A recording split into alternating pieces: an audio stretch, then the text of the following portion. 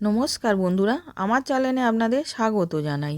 আজকে আমি আপনাদের বানিয়ে দেখাবো গাজরের কাটলেট। প্রথমে আমি গ্যাসের ওপরে একটা কড়া বসিয়েছিলাম। কড়ার মধ্যে আমি 1 চামচ ঘি দিয়ে দিলাম। এবার ঘিটা গরম হয়ে গেছে, আমি 2টো শুকনো লঙ্কা ফোড়ন দিয়ে দিলাম। শুকনো লঙ্কাটা একটু ভেজে নেব। এবার শুকনো লঙ্কাটা ভাজা হয়ে গেছে, পেঁয়াজ কুচানো দিলাম,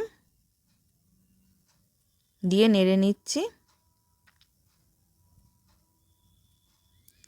এবার আদা কুচানো,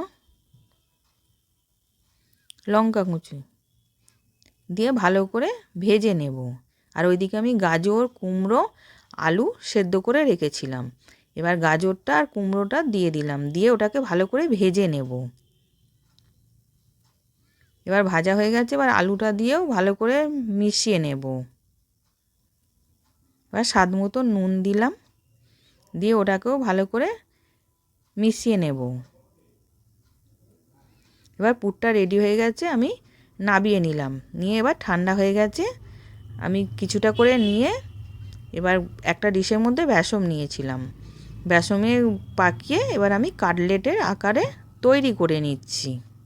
এরকম করে আমি সবগুলো করে নেব।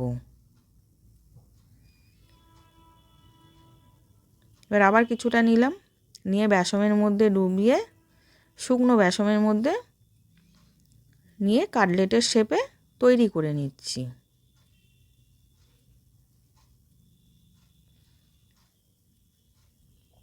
এর ওদিকে একটা বাটির মধ্যে 2 চামচ বেসন নিলাম, স্বাদ মতো নুন দিলাম, দিয়ে জল দিয়ে ব্যাটারটা তৈরি করে নেব। খুব পাতলাও করব না, খুব ঘনও করব না। এদিকে ব্যাটারটা রেডি হয়ে গেছে, আমি ওইদিকে কড়াতে তেল গরম করতে দিয়েছিলাম। তেলটা গরম হয়ে গেছে, কাটলেটগুলো আমি ব্যাটারে ডুবিয়ে তেলের মধ্যে ছেড়ে দিয়েছি। এবার এক পিঠটা হয়ে গেছে, আর এক পিঠটা আমি উল্টে দিলাম, দিয়ে উল্টে পাল্টে ভালো করে ভেজে নেব। এবার ভাজা হয়ে গেছে, আমি তুলে নিচ্ছি। এবার সার্ভ করার জন্য রেডি গাজরের কাটলেট।